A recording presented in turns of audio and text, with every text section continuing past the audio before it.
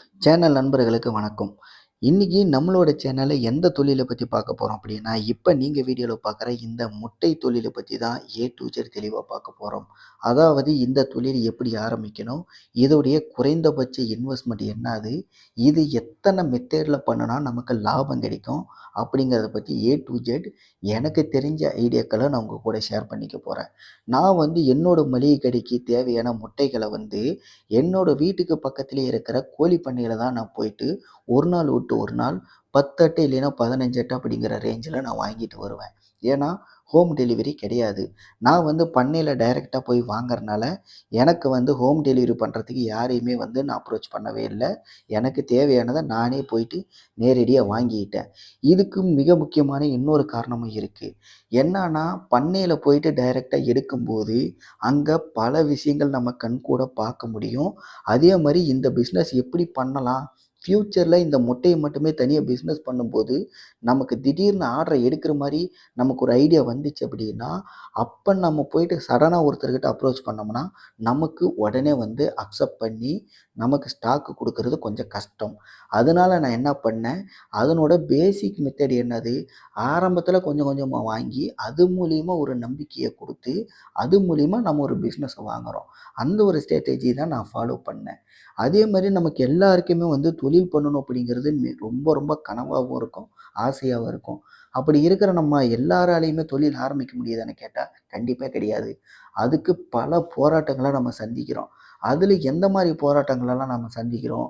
என்னெல்லாம் தடைகள் வருது?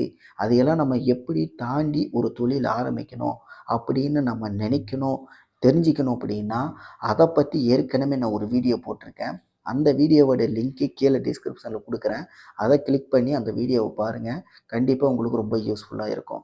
சரி, இன்னைக்கு இந்த பிசினஸ்க்குள்ள போவோம்.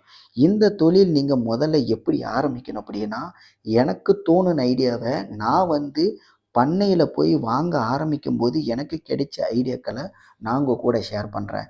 ஏன்னா, இதுல ஒரு மிக முக்கியமான ஒரு விஷயத்த கடைசியில நான் சொல்றேன். இந்த தொழில் பொறுத்து சொல்லணும் அப்படின்னா, இது பைசா கணக்குல தான் உங்களுக்கு லாபத்தையே குடுக்கும். ஒரு முட்டைக்கே பார்த்தீங்கன்னா, உங்களுக்கு குறைந்தபட்சம் 10 காசுலேருந்து அதிகபட்சமா 50 காசு வரைக்கும், இல்ல ரூ. 1 கூட உங்களுக்கு லாபம் கிடைக்கும். ஆனா, 50 காசுங்கிறது நம்ம ஒரு ஆவரேஜா வச்சுப்போம். அப்ப மினிமம் 10 காசுலேருந்து 50 காசு. இதுதான் நீங்க எதிர்பார்க்குற லாபமே ஒரு முட்டைக்கு கிடைக்கும்.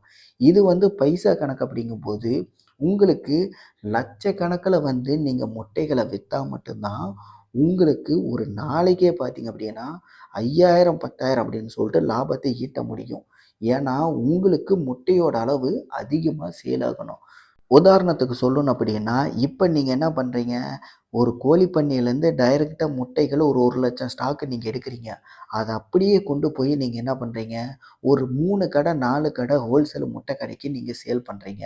அப்படிங்கும்போது, நீங்க எடுக்கும்போது பண்ணையில ரூ. 5க்கு எடுக்குறீங்க அப்படின்னா, 3 ஹோல்சேல் கடையில குடுக்க போறீங்க. அப்ப அந்த இடத்துல ரூ. 5க்கு எடுத்தத ரூ. 5 50 காசுன்னு சொல்லிட்டு நீங்க குடுத்தாலும், உங்களுக்கு 1,00,000 முட்டைக்கு உங்களுக்கு எவ்வளோ லாபம் கிடைக்குது? அப்படியே இங்க வாங்கி இங்க அப்படியே கைமாத்துறதுக்கு, உங்களுக்கு கிடைக்கிற லாபம் மட்டுமே ரூ. 5,000 ஒரே நாள்ல அழகா கிடைக்குது.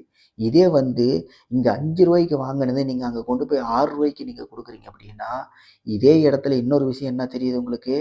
உங்களுக்கு ரூ. 1 லாபம்ங்கிறனால ஒரு முட்டைக்கு, 1,00,000 முட்டைக்கு உங்களுக்கு ரூ. 10,000 லாபம் மட்டுமே கிடைக்குது. இதுதான் முட்டை பிசினஸ்ல இருக்கிற ஒரு மிகப்பெரிய கண்ணுக்கு தெரியாம, அதாவது சிறிய அளவு கடுகு சைஸ்ல வர்ற லாபம், பெருசான குவான்டிட்டி நம்ம சேல் பண்ணும்போது, அது பார்த்தீங்கன்னா, ஒரு மலை மாரி மிகப்பெரிய அளவுல நமக்கு லாபத்த குடுக்குது. இது நம்ம எடுத்ததுமே பண்ண முடியுமா அப்படின்னு சொல்லிட்டு கேட்டா, இது அந்த அளவுக்கு ஒண்ணும் சாதாரண விஷயம்லாம் கிடையாது. இது ஒரு மிகவும் சென்சிட்டிவான, ஒரு ரிஸ்கியான ஒரு தொழில். ஏன்னா, முட்டை அப்படிங்கிறது ரொம்ப எளிதா உடையக்கூடிய தன்மை இருக்கிறனால, நீங்க இத டிரான்ஸ்போர்ட் பண்ணும்போது டேமேஜ் உங்களுக்கு அதிகமாகறதுக்கு வாய்ப்பு இருக்கு. அதனால இது ரொம்ப சென்சிட்டிவான ஒரு தொழில் அப்படிங்கிறனால, உங்களால எடுத்ததுமே இந்த தொழில ஒரு பெரிய இன்வெஸ்ட்மென்ட் பண்றத தவிர்த்துறணும். ஆரம்பத்தில நான் சொன்ன மாரி நீங்க என்ன பண்ணணும், இந்த தொழில் நீங்க ஆரம்பிக்கணும்னு முடிவு பண்ணிட்டீங்க அப்படின்னா, குறைந்தபட்சம் ஒரு 20,000 முட்டை, இல்ல ஒரு 10,000 முட்டையிலிருந்து நீங்க ஆரம்பிங்க. ஒரு 10,000 முட்டை நீங்க வாங்கி, அத கொண்டு போயி ஒரு 3 கடை, 4 கடை இல்ல 5 கடை ரீட்டெயில் கடையில, மளிகை கடையில வந்து குடுங்க. நார்மலா தொழில கத்துக்குங்க. அப்படி ஒரு நாளைக்கு பார்த்தீங்க அப்படின்னா, நீங்க 10,000 முட்டைகள கொண்டு போய் சேர்க்கிறீங்க அப்படின்னா, தொழிலையும் படிச்ச மாரி இருக்கும். அதே மாரி உங்களுக்கு தினம் வந்து ஒரு ரூ. 1000 லாபமும் கிடைச்ச மாரி இருக்கும்.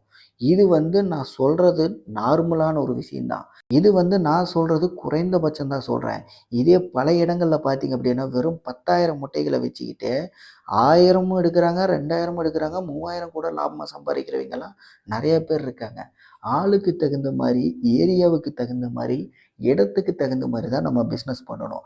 இதுதான் ஒரு தொழில் நேக்குன்னு சொல்றது. இத வந்து நம்ம தெளிவா பண்றோம் அப்படின்னா, எடுக்கிற இடமும், கொண்டு போய் சேர்க்கிற இடமும் எந்த மாரி இடங்கள் அப்படின்னு சொல்லிட்டு நம்ம அனலைஸ் பண்ணணும். இது வந்து என்ன பொறுத்தவரைக்கும் ஒரு சின்ன ஒரு இன்வெஸ்ட்மென்ட்ல நீங்க ஸ்டார்ட்டிங்ல தொழில கத்துக்கிறதுக்கு ஒரு குறைந்தபட்சம் ஒரு 10,000 முட்டைகள எடுத்து முதல்ல நீங்க பண்ணி பாருங்க. இது வந்து ஆரம்பத்தில ஒரு ஹோல்சேல் கடையிலேயே வாங்குங்க. டைரக்ட்டா பண்ணையிலேருந்து வாங்க முடியல அப்படின்னாலும் பரவால்ல. ஹோல்சேல் கடையில வாங்கி இத எப்படி மார்க்கெட்டிங் பண்ணணும் அப்படிங்கிறத ஃபர்ஸ்ட் நீங்க கத்துக்குங்க. அதுக்கப்புறம் டைரக்ட்டா போயிட்டு பண்ணையில வாங்கும்போது நீங்க ஹோல்சேல்ல வாங்குனதுக்கும், பண்ணையில வாங்குனதுக்கும் எவ்வளோ வித்தியாசம் இருக்கு? இதுல உங்களுக்கு எந்த அளவுக்கு வந்து ப்ராஃபிட் மார்ஜின் எல்லாம் கிடைக்க வாய்ப்பு இருக்குங்கிறது ஈஸியா கத்துக்க முடியும். இப்ப நீங்க என்ன பண்ணீங்க? ஹோல்சேல் கடையிலேருந்து கொண்டு போய் 10 மளிகை கடை, 5 மளிகை கடைக்கு குடுத்தத நீங்க பண்ணையிலேருந்து டைரக்ட்டா வாங்கி, இதே பார்த்தீங்கன்னா 3 இல்லைன்னா ஒரு 5 ஒரு ஹோல்சேல் கடைகளுக்கு குடுக்குற அளவுக்கு உங்க பிசினஸ நீங்க டெவலப் பண்ணணும். அதுக்கு நீங்க என்ன பண்ணணும்? ஆரம்பத்தில இந்த தொழில கத்துக்கணும். இப்ப நீங்க பார்க்குற இந்த வீடியோல இந்த வண்டி கூட பார்த்தீங்க அப்படின்னா, ஒண்ணுமே இல்லைங்க. ரெகுலர் சர்வீஸ் தான். ஒரு நாளைக்கு ஒரு ட்ரிப்புக்கு குறைஞ்சபட்சம் 5,00,000 முட்டைகள ஏத்திட்டு போறாங்க. நீங்க கணக்கு போட்டு பாருங்க. 1,00,000 முட்டைகளுக்கு வெறும் 10 காசுன்னு நம்ம கணக்கு வச்சாலே கூட, கிட்டத்தட்ட நமக்கு ரூ. 10,000 லாபம் கிடைக்குது. அப்ப இந்த வண்டியில மொத்தம் 5,00,000 முட்டைகள ஏத்திட்டு போறாங்க. அப்போ ஒரு ட்ரிப்புக்கு இவருக்கு கிடைக்கிற லாபம் மட்டுமே ரூ. 50,000. 5,00,000 முட்டைகளுக்கு ரூ. 50,000 லாபம் மட்டுமே கிடைக்குது. இதுல இன்னொரு முக்கியமான விஷயம் நம்ம யோசிக்க வேண்டியது என்ன அப்படின்னா, வண்டி வந்து சொந்த வண்டி. இவரு வந்து டிரைவரெல்லாம் போடல. அவரே தான் பார்த்தீங்க அப்படின்னா, சொந்தமா தான் ஒருத்தரே பார்த்தீங்கன்னா, இறங்கி வேலை செய்றாரு. ஏன்னா, இதுல வந்து மொத்த ரிஸ்க்கும் அவரு எடுக்கிறதுக்கு ஃபுல் அண்ட் ஃபுல் தயாரா இருக்காரு. இதுல இன்னொரு முக்கியமான விஷயம் என்னன்னா, இவரு ஆரம்பத்துல ஆரம்பிக்கும் போதிலிருந்தே, இப்போ வரைக்கும் ஒரே ஆளு தான் பண்ணிக்கிட்டு இருக்காரு. இவரு டைரக்ட்டா போயிட்டு ஒரு பண்ணையில போனாரு, அப்ரோச் பண்ணாரு. ஆல்ரெடி வந்து இவரு என்ன பண்ணியிருக்காரு, இந்த மாரி சின்ன லெவல்ல முட்டை பிசினஸ் பண்ணிட்டு இருந்தவரு தான்.